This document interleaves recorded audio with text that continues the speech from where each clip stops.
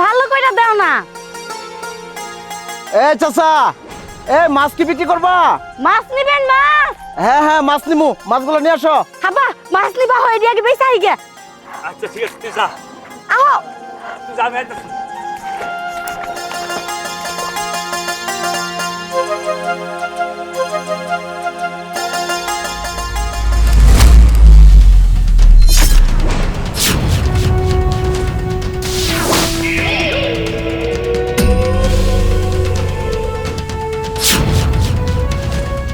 ছোট লোকের বাচ্চা, তোর এত বড় সাহস, তুই এটা কি করলি?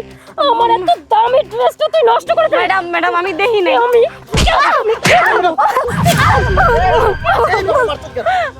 মানুষের তো ভুল হইতে পারে নাকি? আমার মেরে মারলেন কেন? কেন মারছে সেটা কই তো বতরে। ওকে আজকে এই লোকের বাচ্চা, এই ছোট বাচ্চা। আরে আপনি আমার বাচ্চাকে কেন মারছেন? আরে মাইরি না কইতাছি, সাইরা দেন। আই আমার বাপের গায়ে হাত তুলবেন না।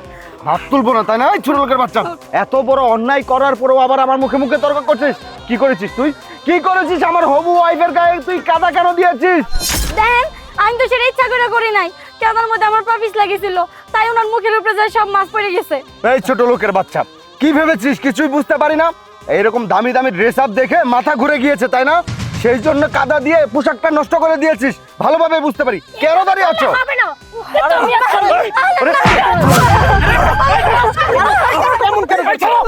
কি শুরু করেছো তোমরা? কি শুরু করেছে বুঝতে পারছো না?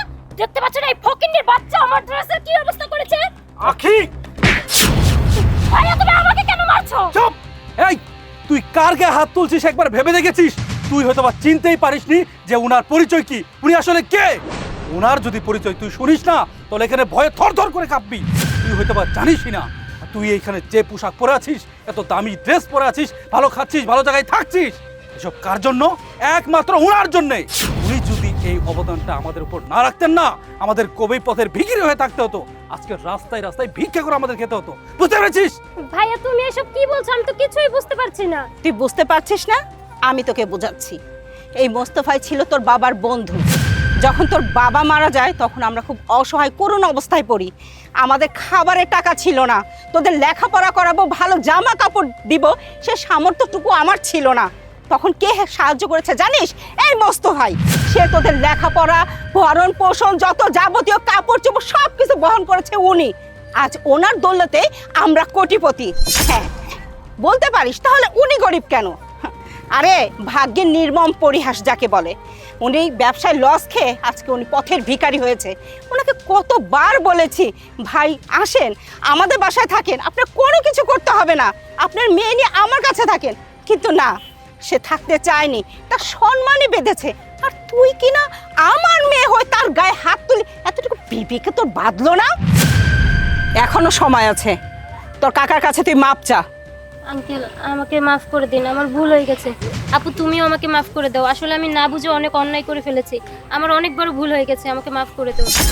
না না ঠিক আছে, কিছু মনে করি নাই।